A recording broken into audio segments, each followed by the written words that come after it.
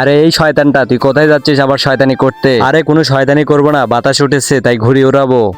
কি মজা, এখন আমি ঘুড়ি ওড়াবো।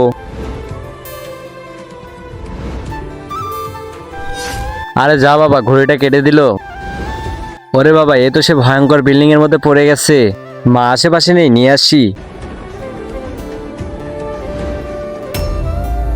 যা বেটা, নামাজ পড়ে আয়। হ্যাঁ মা, আমি নামাজ পড়তে যাইতেছি। অনেক জোরে হিসু পাইছে, এক কাজ করি এখানেই করে দেই।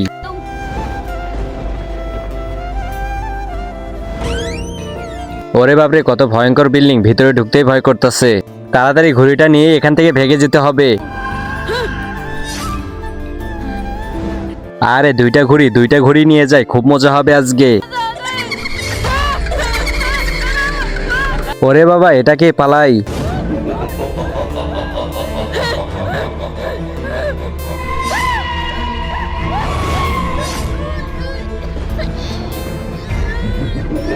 আরে এটা আবার কিসের শব্দ? আপনার আঙ্গুলটা কি সত্যি পচে যাবে আমার এই পবিত্র কোরআনকে? একটা লাইক, একটা কমেন্ট আর একটা শেয়ার করলে কমেন্টে বলেন আমি ব্যাগ দিয়ে আসবো। এই শয়তান, ছেড়ে দে ওকে।